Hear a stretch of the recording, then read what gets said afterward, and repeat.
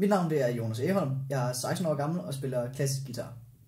Jeg har spillet guitar siden jeg var 7 år gammel. Det er snart 10 år siden. Og jeg begyndte i Vejle Musikskole, hvor jeg startede hos guitarlæreren Michael Larsen Hansen.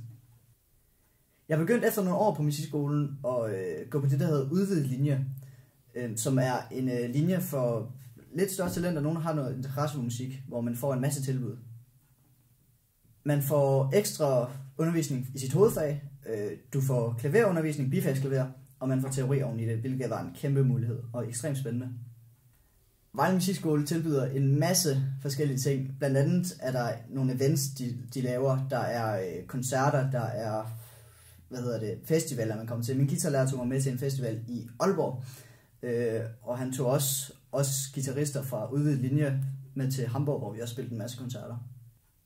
Udover det, hvis man har lyst til det, hvis man har interessen for at spille musik, så kan man også tage til konkurrencer selvfølgelig, som er virkelig, virkelig spændende. Og min første konkurrence, den spillede jeg, da jeg var 10 år gammel, havde gået til guitar i 3 år. Konkurrencen, den hed Syddansk Talentkonkurrence, og jeg var så heldig at vinde en anden plads i den yngste gruppe.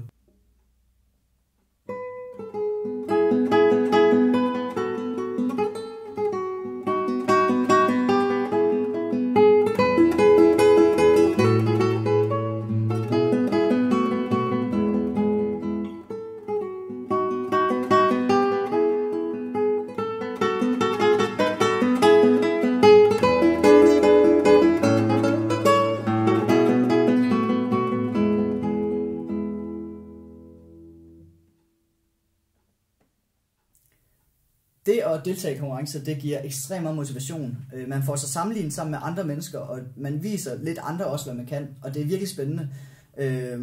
Også folk, de fortæller en, hvor godt man egentlig spiller, eller om man spiller godt eller ej.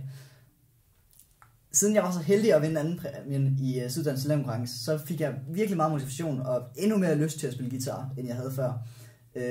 Og derfor så fik jeg lyst til at deltage i flere konkurrencer, til flere forskellige festivaler og en masse forskellige ting.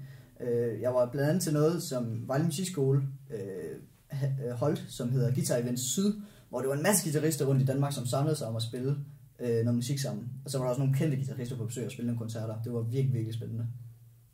Jeg har sidenhen deltaget i en masse konkurrencer, blandt andet Syddansk Talentkonkurrence en gang mere, hvor jeg var det deltog jeg sidste år, og jeg var faktisk så heldig at vinde første præmien.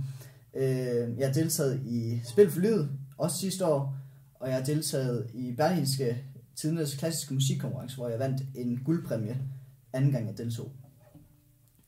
Som sagt har jeg deltaget i Spil for Livet sidste år, som er et program, som kører på DR1, hvor man følger nogle klassiske musikere over et stykke tid, som så udvikler sig mere og mere. Det er en konkurrence, hvor det gælder om at finde vinderen selvfølgelig, som vinder 100.000 kroner og æren som Danmarks bedste klassisk musiktalent. Det var ekstremt spændende at deltage i den konkurrence. Jeg mødte en masse spændende mennesker, en masse fantastiske talenter, og fik sammenlignet mig selv med dem, og fandt ud af, at der er virkelig mange gode mennesker, i hvert fald i Danmark, ikke desto mindre. Og jeg var så heldig, at jeg gik hele vejen til finalen faktisk, kæmpede mig igennem 3 runder, hvor der var nogle dommer, som skilte deltagerne fra 9 til 6 til 3, og så til en finale, hvor jeg faktisk var så heldig at vinde.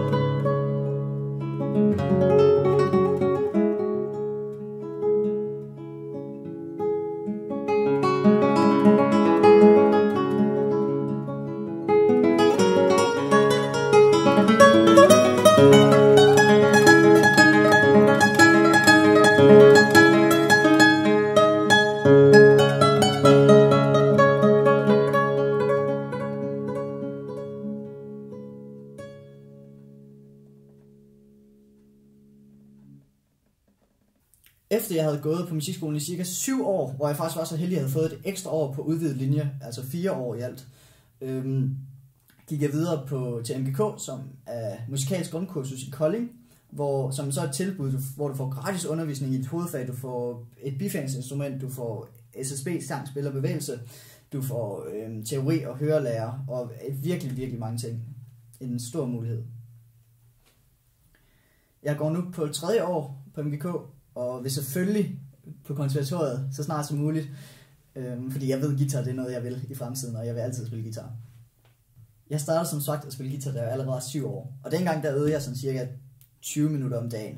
Efter et stykke tid, da jeg fik mere interesse for det, puttede jeg det op til en halv time, videre til en time, videre til 2 timer. Nu er jeg oppe på cirka 2 timer om dagen, hvis jeg har tid til det. Men op til konkurrencer, så kan det komme helt op på 8 timer om dagen, hvis nu er.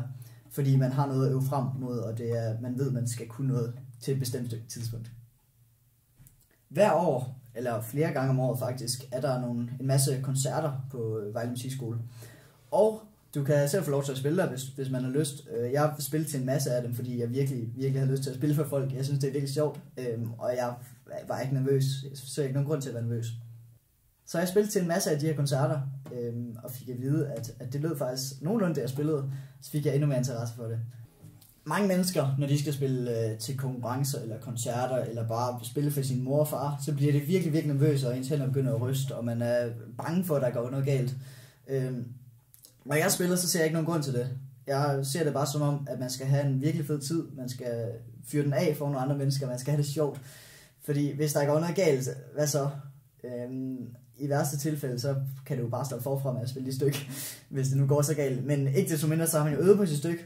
Blandt andet de konkurrencer, når jeg spiller konkurrencer, så øver du vildt meget på dit stykke, sådan så du ved, du kan dit stykke, og så kan der jo ikke gå noget galt. Så der er ikke nogen grund til at tænke over, hvis det går galt. I stedet for så overføre den energi om at være nervøs over til noget positivt, og tænke, at det bliver mega fedt, nu skal jeg ind og fyre det af, og nu skal jeg vise folk, hvad jeg kan, og jeg kan noget.